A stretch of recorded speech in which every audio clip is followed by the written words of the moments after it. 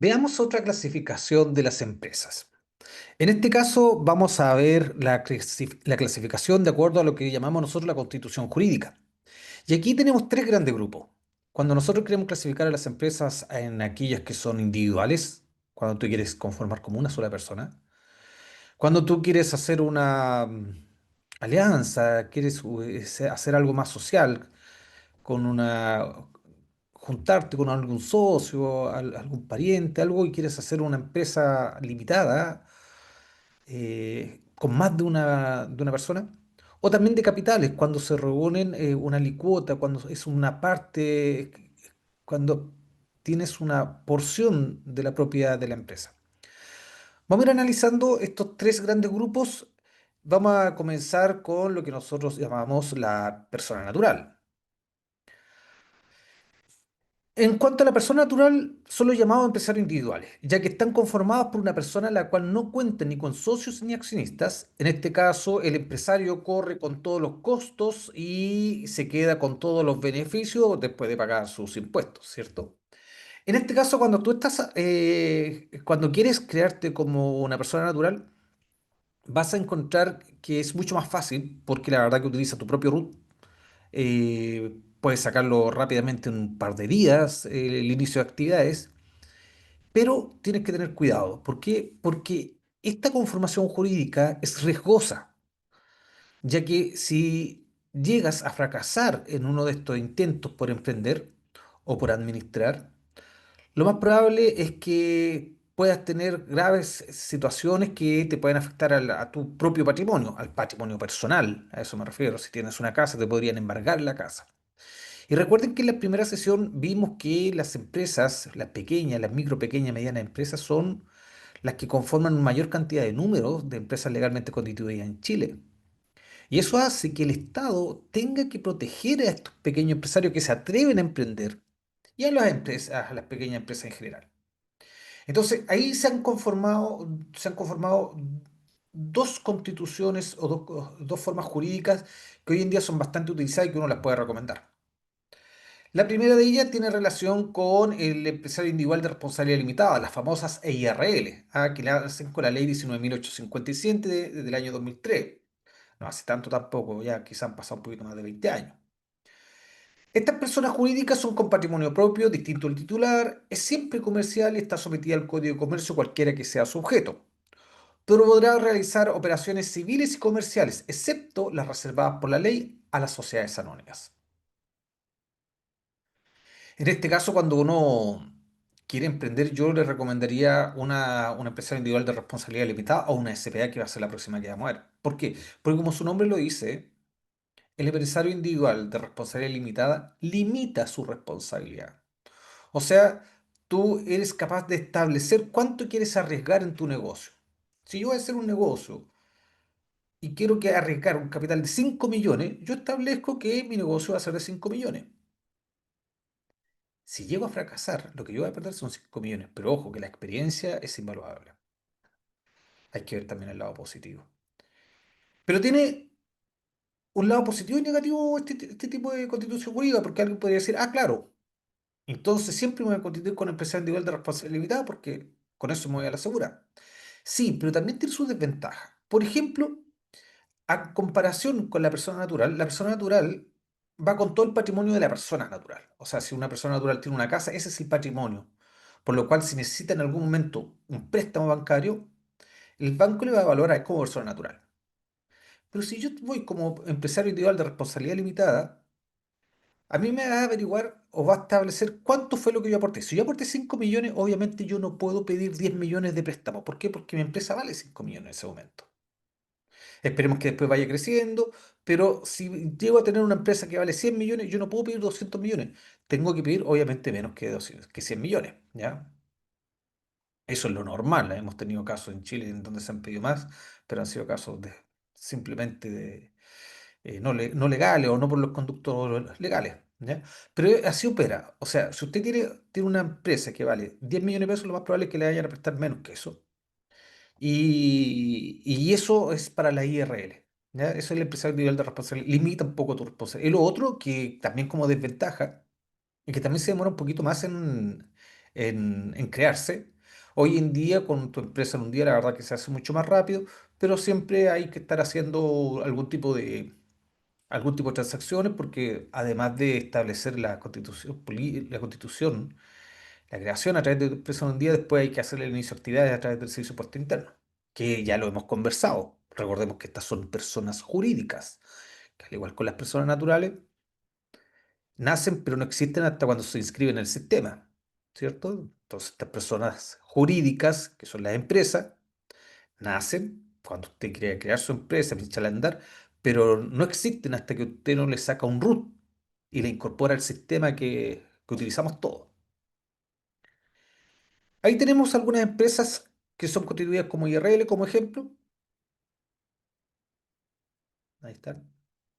La saqué de la internet con el permiso, ¿cierto? De que solamente para efectos de ejemplo. ICERA IRL, Altaña Ingeniería IRL, Aceduca IRL.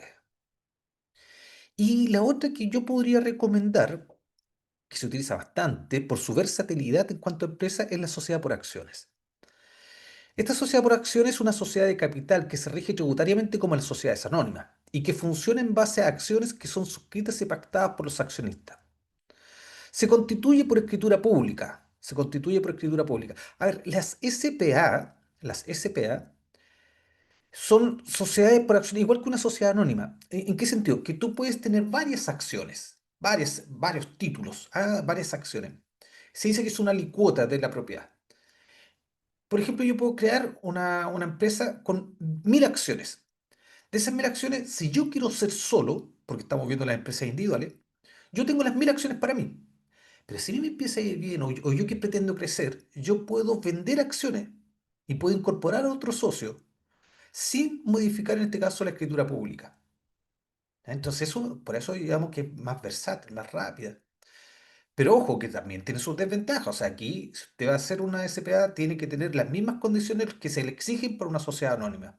Tener un directorio, hacer reuniones, tener una contabilidad completa. Bueno, pero sí te da un orden y sí te da una versatilidad para efecto de poder emprender. Esas son las famosas sociedades por acciones. Tenemos tres, llevamos tres tipos de sociedades, tipos de empresas que podemos crear si nosotros queremos ser individuales. Si ustedes me preguntan a mí con la experiencia, yo creo que hoy en día, sin duda, la sociedad por acciones ha generado un cambio y es por eso, por ejemplo, ahí tenemos de ejemplo al Instituto de Capacitación CREXER, ¿cierto? Con el cual hemos trabajado y con el cual hemos estado haciendo estos cursos sincrónicos y que la verdad que da mucha más versatilidad para efectos de poder funcionar. Y le da una estructura más orgánica, estructurada y que mejora el funcionamiento. Así que sí es recomendable, como toda empresa, si es bien gestionada, la verdad que la constitución jurídica que tenga también va a servir, cualquiera de ellas. Pero vamos ahora con aquellas empresas que son sociedades o compañías, donde ya va más de una persona y estipulan poner algo en común, ¿cierto? Con la mira de repartirse entre sí los beneficios que de ello provengan. La sociedad forma una persona jurídica distinta a los socios individualmente considerados. Así lo dice el Código Civil. Nosotros, cuando queremos de alguna forma o necesitamos ir con una compañía, con una sociedad, ¿cierto? También tenemos varias alternativas. Las más habituales son las sociedades limitadas. En este caso son aquellas empresas que compuestas por más de una persona, las cuales se asocian a través del aporte de activos, dineros u bienes para dar vida a una empresa. Las sociedades limitadas, como su nombre lo dice, limitan también la responsabilidad. Si yo me creo con otra persona, yo voy a decir cuánto voy a aportar. Recuerden que a ver, la contabilidad en el papel aguanta mucho. Yo puedo decir, por ejemplo, que voy a aportar 50 y 50 con una hermana. Pero la verdad que ella quizás no aporta nada y yo soy el que aporta todo, pero para efectos de escritura vamos a aportar 50 y 50. Pero también hay que tener una precaución. No, no precaución, pero hay que tener una información. Cuando usted crea la empresa y usted dice que van a aportar 50 y 50, eso es la escritura pública. Otra cosa diferente es la repartición de utilidades. Porque no porque usted haya expuesto la escritura pública que va a repartir 50 y 50, las utilidades se van a repartir 50 y 50 porque eso va en otro formulario.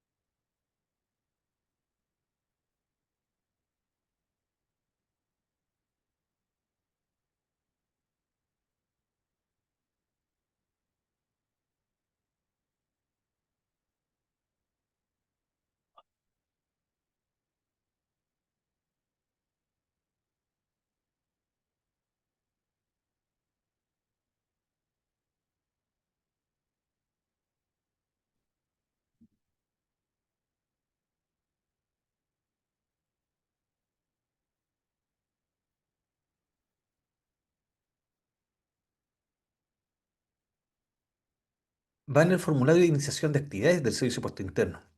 Entonces usted puede decir en la escritura 50-50, pero en la iniciación de actividades puede decir 30-70. ¿Mm? Son cosas diferentes. Así como están las sociedades limitadas, también otros dos tipos de clasificaciones que son importantes revisar son aquellas llamadas sin fines de lucro, sobre todo que en el último tiempo han estado bastante en la palestra, las llamadas corporaciones y fundaciones. Estas personas jurídicas son sin fines de lucro. Expliquemos un poco a qué se refiere el lucro. El lucro se refiere básicamente a que cuando usted tiene utilidades, usted reparte utilidades o retira utilidades. La gente como que tiene la confusión, porque dice, ah, claro, no hay que lucrar. No, sí, la verdad que las empresas privadas son para el lucro, para poder generarle algún tipo de utilidad para el dueño. Así lo aprendimos cuando establecimos la definición de empresa en la primera sesión. Entonces, básicamente, estas tipos de empresas, corporaciones y fundaciones, lo que dicen es que ellos tienen utilidades. Lo que no hacen, a diferencia de las otras empresas, es que ellos no reparten o no retiran utilidades de los dueños. Ahora, eso no significa que los dueños no ganen nada. Veamos primero la definición y ahí se lo explico. Las corporaciones son una agrupación de personas que se reúnen para desarrollar un fin social. Ejemplo, Juan y Ken nacen de la voluntad de sus socios en una reunión formal que la ley denomina asamblea constitutiva, en la que se expresan que quieren formar una corporación y aprobar un estatuto. O sea, hablamos de las corporaciones cuando hay una reunión de varios entes que aportan un monto, aportan algo y que lo administran ellos mismos. A diferencia de las fundaciones, en cual hay un patrimonio, ya sea de bienes o servicios, de bienes, perdón, o dinero, que una persona o un grupo de personas aporta a una causa social, ejemplo, la Fundación Sol Chol o la Fundación Teletón, ¿cierto? La ley para regular la administración y destino de los bienes establece un marco regulatorio para darle reconocimiento a esa institución. O sea, aquí viene una persona con un patrimonio, con un capital, ¿cierto? Aquí lo aporta y hay otras personas que lo administran. ¿Ya? Y retomando el tema del lucro, estas fundaciones se dice sin fines de lucro, pero ojo, que tienen utilidades. Porque las personas dicen, ah, no son fines de lucro, no tienen utilidades. No, sí tienen y hartas utilidades. Lo que no hacen es que los dueños no pueden retirar las utilidades, porque ese es el objetivo, que sea sin fin de lucro. ¿Y qué hacen con la utilidad entonces? Las reinvierten en la misma acción social. Caso Teletón, más conocido, la fundación, ¿cierto? Tiene utilidades, pero ¿qué hace con esas utilidades que genera? Las vuelve a reinvertir justamente en su obra social. Eso es un poco el fin. Por eso ahí, con los últimos temas, las noticias aquí en Chile, ¿cierto? En relación a las fundaciones o corporaciones que en algún momento se le asignaron dinero y nunca lo rindieron, desaparecieron. Bueno, no es el fin de una fundación, no es el fin de una corporación. Las fundaciones y corporaciones en general hacen una labor bastante bonita, bastante provechosa para la sociedad. Entonces, hay que considerarla en ese contexto. ¿Ya? Otro tipo de clasificación son las entidades gubernamentales. En este caso nos estamos refiriendo a aquellas empresas del gobierno, ya que están amparadas bajo una legislación específica, pertenecen en su totalidad al Estado, pero funcionan bajo un régimen de sector privado, o sea, tienen cierta autonomía. Ahí vamos a encontrar a el ejército, las municipalidades, los ministerios y todo lo que tenga de alguna forma directa dependencia del Estado. Ya para ir terminando con esta pequeña cápsula, ¿cierto? Vamos a establecer un grupo de empresas más importantes, yo diría que en todos los países, que son estas sociedades anónimas. ¿Por qué? Porque las sociedades anónimas, por lo general, conforman a las grandes empresas de cada país. Nuestra legislación, las sociedades anónimas están en la ley 18.045 y 18.046. La ley 18.046 regula específicamente las sociedades anónimas, mientras que la ley 18.045 vela un poco por el mercado de valores.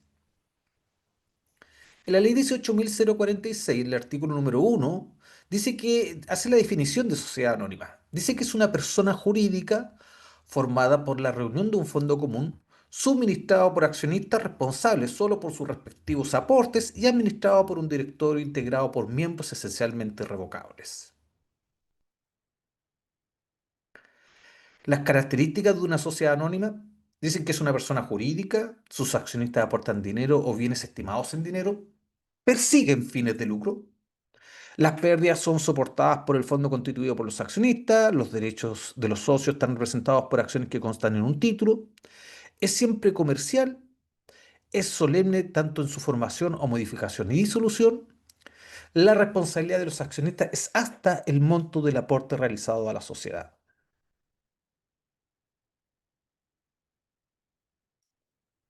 Las sociedades anónimas se clasifican en dos grandes grupos, las sociedades anónimas abiertas y las sociedades anónimas cerradas.